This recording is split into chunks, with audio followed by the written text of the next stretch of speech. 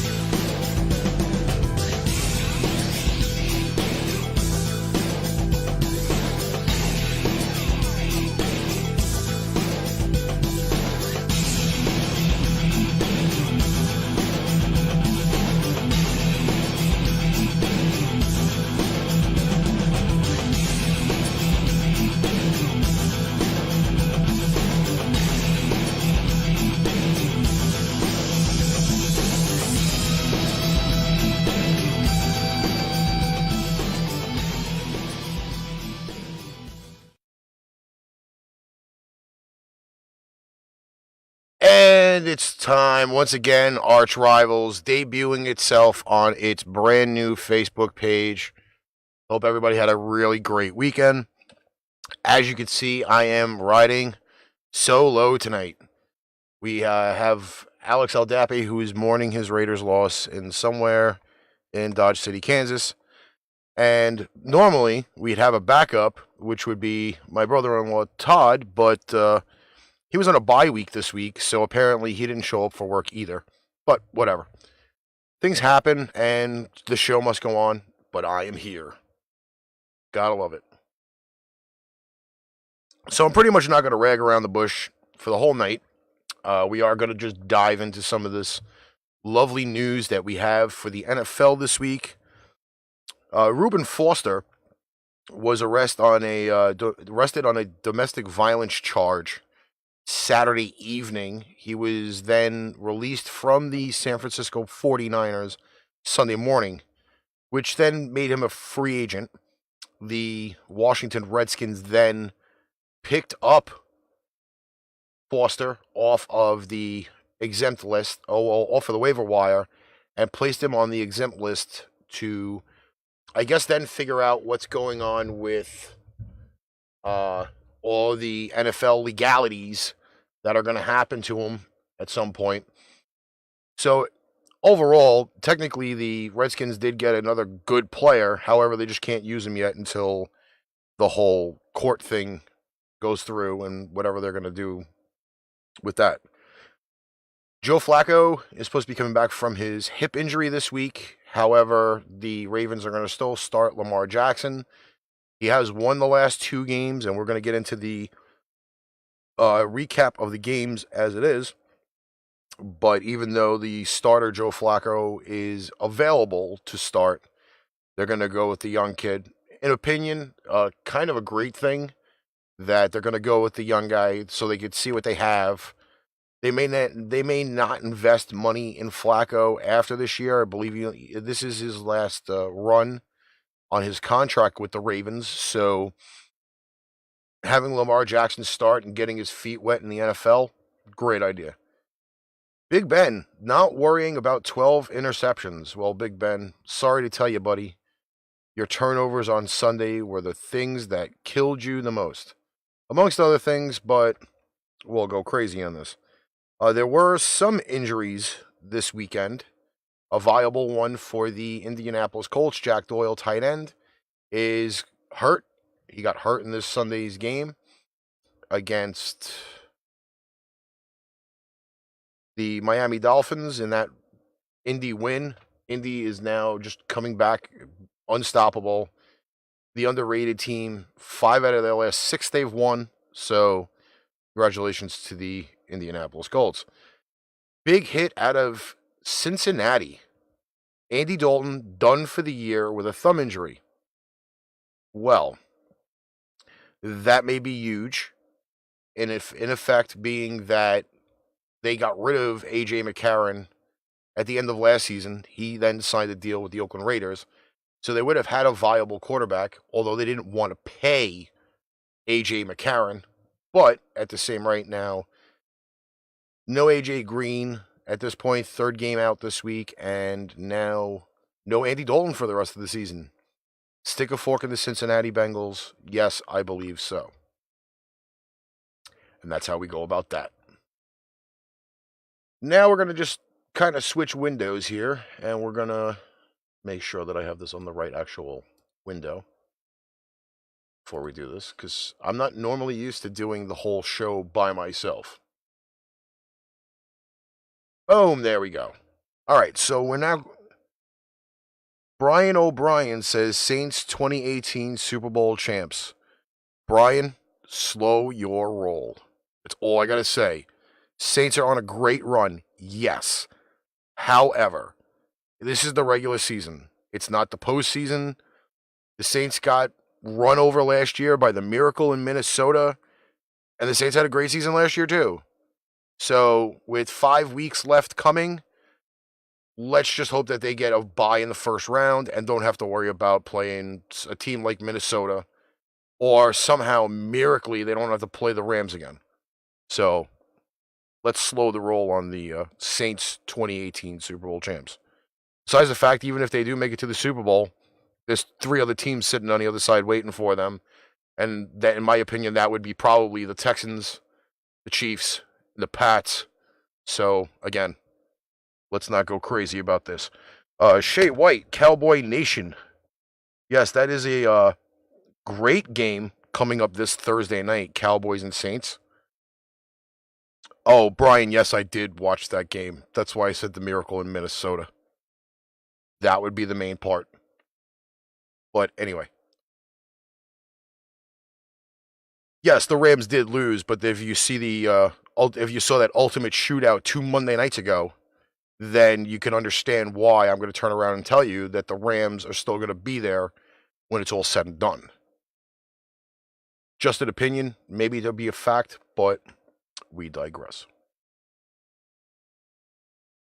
Yeah, Bri, I don't believe the Steelers are making the Super Bowl.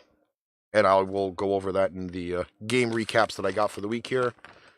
If you haven't, Brian, gotten on the page, subscribe to the page.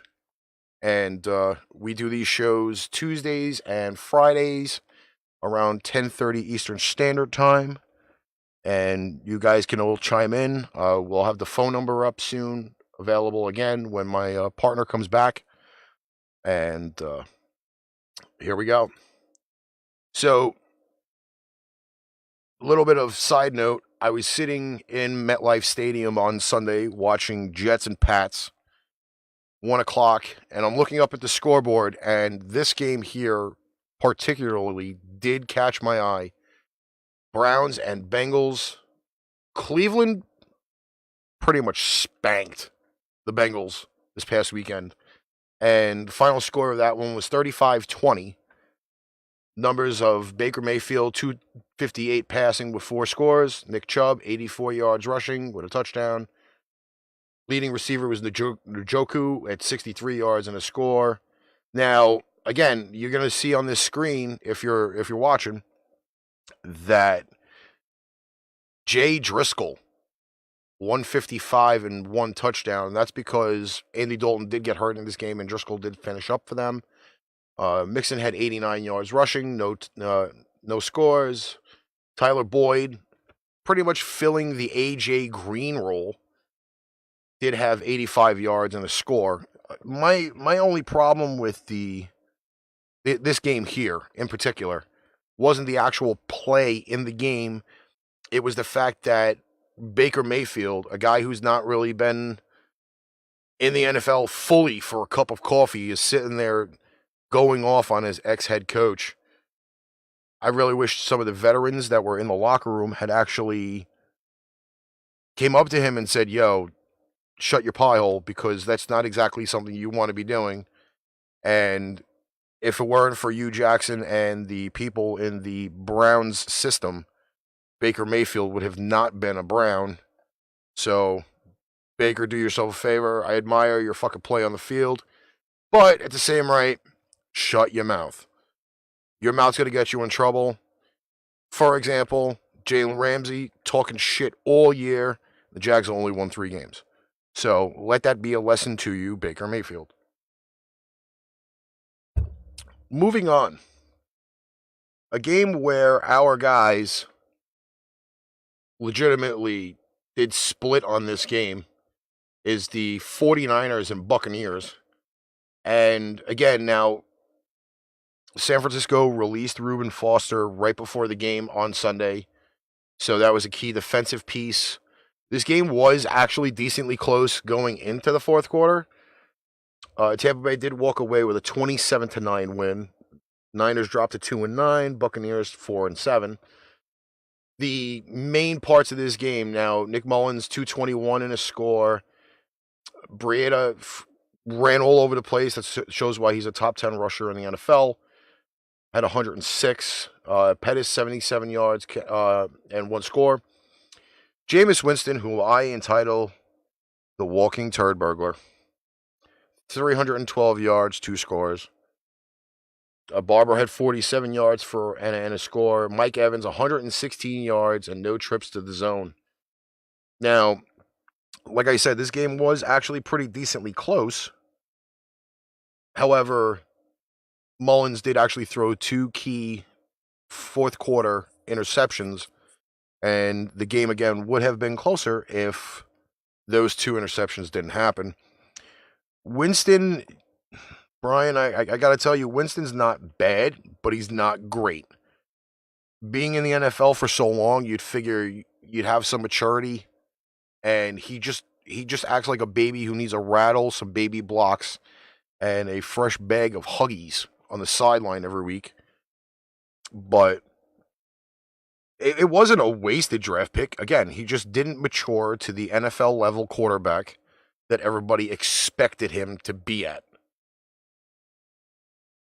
There are tons of things I could say about Jameis Winston, and the only bad thing about the whole incident with Tampa Bay is that they've been playing rotating quarterbacks the entire time, and you really this year couldn't figure it all out because Winston was out the first 3 games of the year.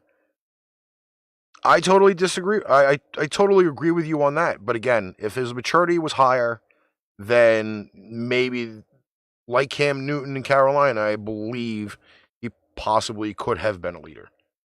But until, again, he gets out of his Huggies, not doing it. Moving on to Jacksonville visiting the Buffalo Bills. Jacksonville came in at 3-7. Buffalo came in at 3-7. So both of these teams were at point going to get their 4th win. Kind of battling for a playoff spot, not a playoff spot, a draft spot in this position. And again, now this game, Buffalo had a 14-point lead.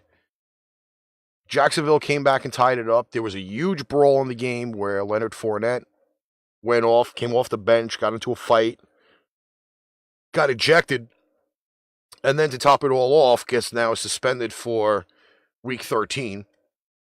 And I got to tell you, again, watching the highlights from this game sitting in MetLife, I thought it would have just been a little bit much more entertaining. I really didn't feel it even more any entertaining once I came home and watched the highlights of the game. Bortles, 127, 1 score. Leonard Fournette, 95 yards rushing, two red zone touchdowns. Westbrook had 44 yards and a TD score. Then you go to the rookie Josh Allen. And obviously he ran for 100 yards and threw for 160, so he was pretty much the entire Bills offense on that point. Foster did have 94 yards and a score. Key points of the game. Jacksonville did miss a red zone opportunity in the 3rd quarter. They missed a field goal. And then Bortles legitimately had no time, lots of turnovers, and pretty much just summarizes the entire season for the Jacksonville Jaguars. Which, again, if Jalen Ramsey still wants to talk shit and they lose, well, then maybe they should just lose Jalen Ramsey. He should just go to a better team where he could sit there and talk shit all day, but apparently that's just not going to happen. We now move on to the Baltimore Ravens. Came in at a 500 record. Raiders came in at 2-8. The John Gruden era second time around has not been very well for them. At one point in this game, Derek Carr did get hurt. A.J. McCarron finished out the second quarter going into the half.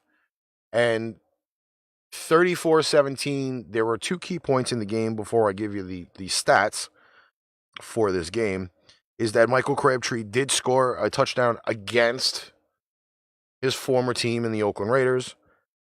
There was also let's see here. There was the fumble return for a touchdown by Terrell Suggs. So that pretty much just locked this game up. Otherwise, this game wasn't half bad. Derek Carr did throw for 194 in the score. Doug Martin did have a rushing touchdown at only 51 yards rushing. More of the key thing here is the Lamar Jackson factor. He did have 178 yards passing and a touchdown. I believe he also did have a rushing touchdown in this game. Baltimore is now moving back to 6-5. Raiders dropped to 2-9. Now again, Flacco not starting on Sunday. Will be Lamar Jackson starting in his place. A game that we here at Arch Rivals, now we have 5 people that pick games normally. All pretty much went with Carolina Panthers. However, that didn't work out too well. And there was a lot of interesting little tidbits in this game here. Russell Wilson passed for 339 and 2 scores. Newton 256 and 2 scores. McCaffrey did have 200 plus yards in total offense from scrimmage. So that was kind of key to keep the Panthers in the game. Seahawks run game, unbelievable. They actually stay up there with their number 1 ranking in the NFL.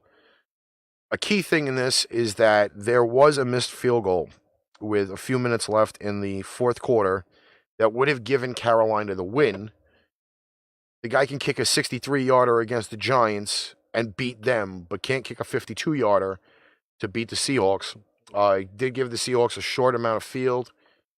They came back. They kicked the game-winning field goal where the game was tied to 27, and they put that one in the books. Both teams are still 6-5. Gives them both a little bit of a glimpse for playoff hope. However, the Panthers may not so much have that ability to get into the playoffs. Seattle, the same thing. So the wild card race for both teams, massively important. Pats Jets from MetLife Stadium. Final score 27-13 Pats. Pats moved to 8-3. Jets moved to 3-8. In this game here, both defenses stood on their heads in the first half. Not going to lie, when you go into a game and you're tied at 13, you kind of get a little bit uneasy for the fact being that you see the Pats as the juggernaut of the AFC East. It's been that way for almost 20 years now. That you're stalemate with the Jets through 30 minutes of football. However, at the same points, though, there were a lot of missed opportunities by the Jets in the second half. Penalties throughout this game. The Pats were loaded with penalties in the first half. That did carry over a little bit to the second half. However, the Jets just kept giving up a bunch of chunk plays. Sony Michel, rookie year, 133 and a rushing touchdown. He did have quite a few chunk plays of over 30 yards in the game. Brady did throw for 283 and 2 scores. Edelman had a really good 37-yard catch in this game for a score. McNown, at the age of 39, throws for 276, 1 touchdown. Isaiah Crowell, only 30 yards rushing. And I think this is the main key when you look at it, is the fact that the Jets, normally a ground and pound team, normally run the ball for a lot more. And if your leading rusher's only got 30 yards, probably a big problem. Quincy Enunwa, the number 1 receiver for the Jets, had 73 yards and no scores. Now we'll move down the turnpike to Philly, where the Giants squandered a very, very large lead, losing the game to the Philadelphia Eagles, 25-22. And again, you're sitting in MetLife Stadium, you're amongst all of the Jets fans and the Pats fans, and you're looking up at the scoreboard and like, wow, Giants actually doing something. Maybe not. The referees did have a big part in this game. There was a lot of holding calls that were not called. Philly did muscle their way back into this game. Again, Manning did not have a bad game at 297 and a score. Saquon Barkley, 101 yards rushing and a score. Odell Beckham became the receiving leader, I believe, for Giants history in this game. Josh Adams was going to be the featured back. This was the news all over the radio and the shows that Sunday morning, that they were going to feature Josh Adams in the backfield. And let me tell you, very impressive. Not going to lie. If they can get him and get their team back together, the Eagles may exactly have a little bit of a run to catch up with the Cowboys and the Redskins in the head of this division. But got to tell you, was kind of impressed. Not spectacular Carson Wentz numbers, 236 and a score. Zach Ertz, unbelievable up the middle of the field. You always game plan for him. Had 91 catches and a touchdown. Overall, the Giants, who had kind of quoted that they were going to go 8-0 after the break, well, that may just not happen. Giants fall to 3-8. Eagles move up to 5-6. Still kind of leave the NFC breath alive to maybe win that division and get into a playoff run, but they're on the outside looking in at this point. Then we move to Arizona and the Chargers. Cardinals came in at 2-8. Chargers came in at 7-3. They were coming into the day tied with the Pats and a few other teams in the playoff race for the seeding. And all I can say is this. The Chargers spotted the Cardinals a 10-point lead and then scored 45 consecutive points. Almost sounds like a game of Madden 19. Key points to this game, Phillip Rivers did start this game off with 25 consecutive completions. It broke an NFL record. He finished 28 of 29 for 259 and 3 scores. Melvin Gordon was not slated to start this game. However, he was listed as probable. And he did come back and actually play in this game. He did get banged up a little bit. Rushed for 61 yards, 2 scores. Keenan Allen had some amazing catches in this game. 72 yards and a score. And then again, you look at the atrocious numbers on the other side for the Arizona Cardinals. Rosen, 105 and a score. David Johnson, not having the season slated to be, I guess, in the NFL. 63 yards, no scores. And the rest of the stats are just miserable. Arizona's 2-9. Chargers finish out at 8-3. And they're fighting for the number 2 spot in the NFL, which is now currently held by the Pats, due to a result that came on later on. Move to Dolphins and Colts in Indianapolis. And the one thing that kind of irked me about this whole thing when they set this thing up on NFL.com for the schedule is that they said it was going to rain. Now, for people that don't know, the Colts playing at a dome. The dome don't open. So why rain has any effect, I have no clue. But now they don't show any rain on the helmets, which is actually kind of cool. They fixed their mistake. Dumb idiots. Colts do win this game 27-24. Pretty much a lot of fireworks. Dolphins were up in this game. Colts came flying right back. Tannehill's return, 204, 2 scores. Frank Gore, 67 yards, no scores. Carrad had 74 yards and a score. Luck has now completed his 8th game in a row with over 300 yards, with 3 touchdowns per game, and is averaging almost 300 yards per game. He threw for 343 and 3 scores. Mack had 85 yards rushing. T.Y. Hilton, huge factor in the game, was a deep threat up the middle, had 125 yards. The note that I have for the game is that this game here, Dolphins are just showing that no matter how much money you put into your team, it's just not going to work. I thought they were going to be a little bit better talent-wise if Tannehill stayed healthy the entire year.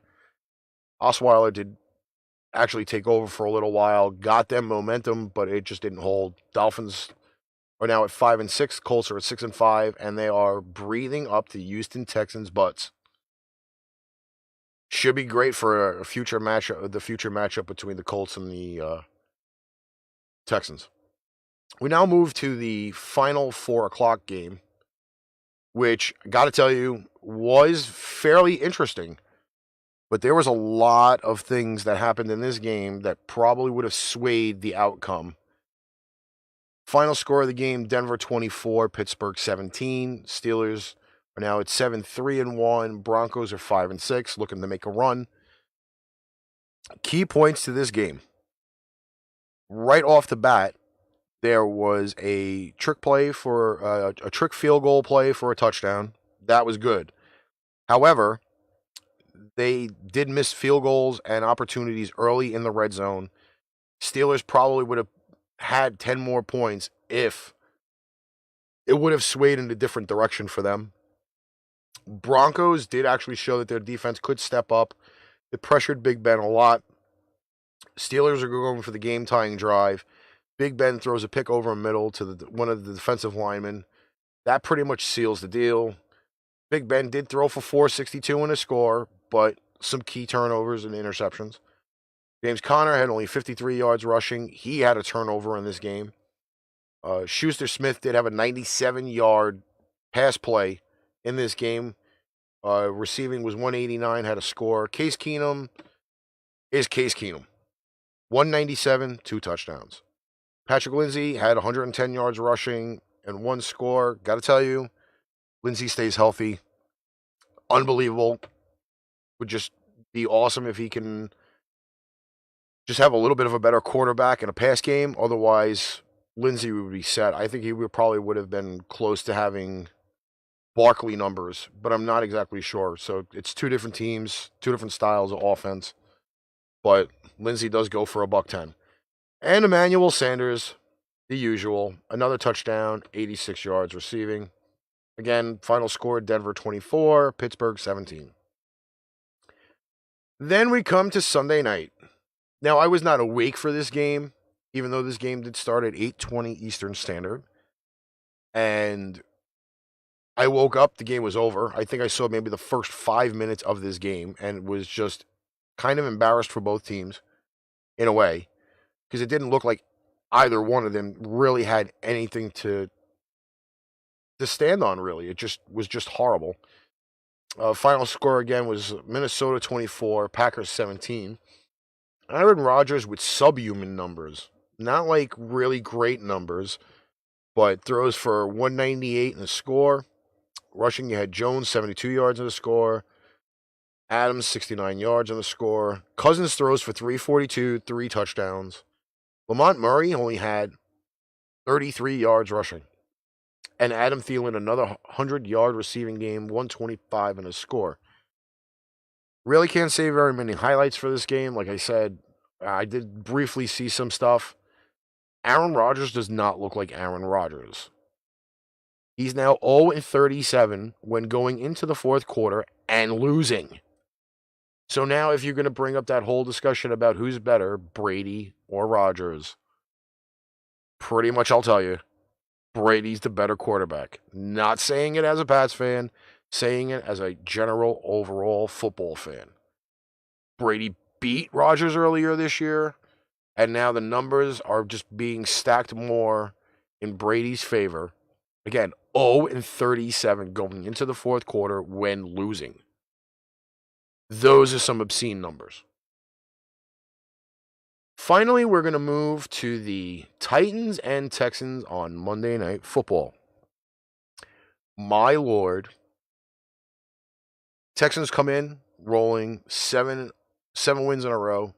Titans are coming off of a loss to the Dallas Cowboys the week before, after beating up on the Pats the week before that. So now the roller coaster begins. Texans win 34-17. Mariota throws for 303 and 2 scores. Chris Davis has 96 yards receiving on a score. Deshaun Watson back to the form of what he was last year before he got hurt. 210, 2 scores. Lamar Miller, 162 yards rushing and a touchdown. DeAndre Hopkins led the Texans with 74 yards receiving and no scores. Critical point in the game.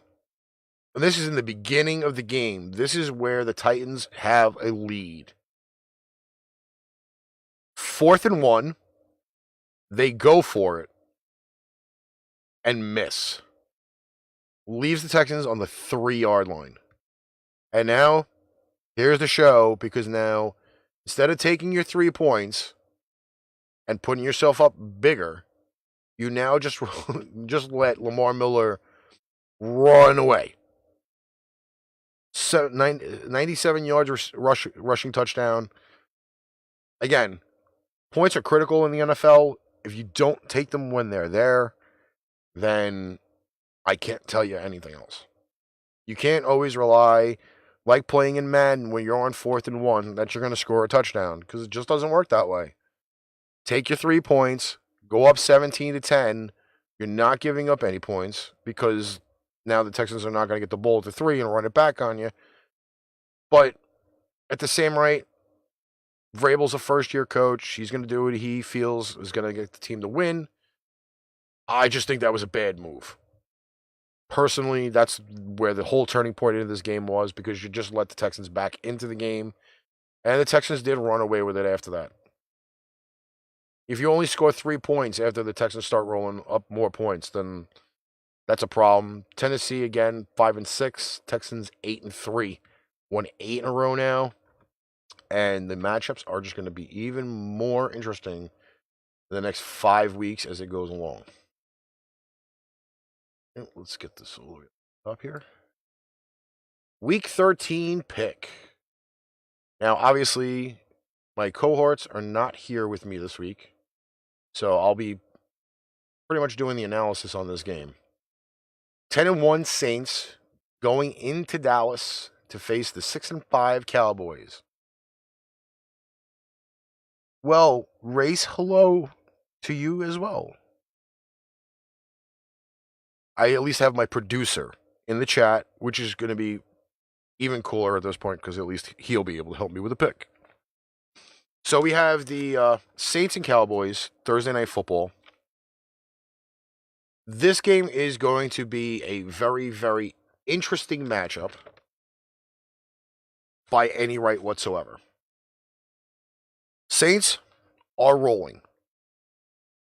That's all you got to say. The Cowboys are now picking up some momentum. Amari Cooper is the real deal at this point for the Cowboys. He takes a lot of focus off of the other receivers, and pretty much is helping out Dak Prescott. The shift in culture for Cooper, coming from Gruden, Jason Garrett. Garrett's more laid back. Cooper's more laid back. I think that does help Cooper in a way. Now, I'm going to pull up the spread here for you guys. Normally I have this stuff ready, but tonight, again, by myself, and I can do it at my own pace and not care. Saints are favored by 7 with an under-over of 51.5. Now, on the show, we don't do halves. Halves is kind of ridiculous. No need for the half. So I'm going to bump it up to 52. My analysis on this, Saints, red hot. Dallas, still quite a few issues. But again, they play in the garbage NFC East. They're currently now tied with the Washington Redskins. Zeke Elliott may not be contained in this game. Saints defense is going to have to step up big on that aspect. But I believe in a lot of the analysis that we've ever done for the show, and the Saints did knock off the Rams earlier this year. Saints just may have way too much firepower for the Dallas Cowboys. Now, again, they haven't played each other since 2015, so a lot of things have changed since 2015. And then you look at the league rankings for this. 25th in offense for the Cowboys, where you're 5th for the Saints. 15th defense versus the 7th ranked defense. And again, the rushing games are going to be pretty much equal, but you give the advantage to the New Orleans Saints in this whole thing. And with the Saints laying 7, I would feel kind of comfortable taking the points if you are a Cowboy fan. If you're not a Cowboy fan and you don't like to play with money, then it's just a straight out pick. And I'm going to go with the New Orleans Saints. I'll be watching this game while doing Pipe Bomb on Thursday. But at the same rate, let's not worry about this partially cloudy weather. They kind of do play in a dome. They may open the top, they may not. But it's supposed to be 76 degrees as a high and 56 as a low. It's still great football weather, not cold.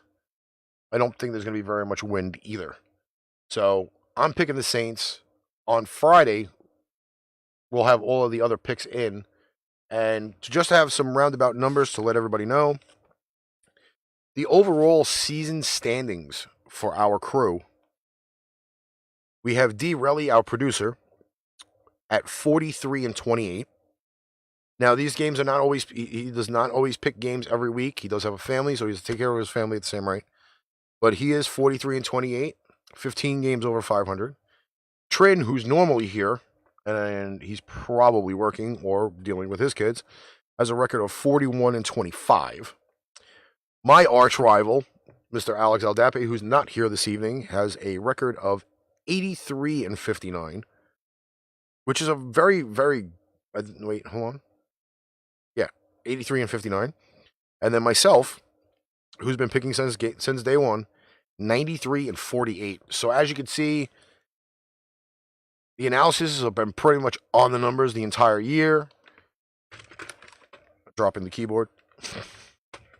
Don't normally do that. That's a set malfunction. But anyway, so as you can see, we really do our homework on these games. And again, the homework for the Saints is going to be pretty much on the money. 7 points is only a touchdown, but well, a touchdown and an extra point. Let's correct that. But that'll be probably the show consensus. Arch Rivals is back on the air Friday evening around the same time, 10:30 Eastern Standard Time. You can also check out Pain Train Pipe Bomb. We have a Facebook page for that as well. There's also the Derek Rutherford Show and Bedroom Radio. You can find those pages on Facebook. And until Thursday, when I'll be back, we will catch you all later.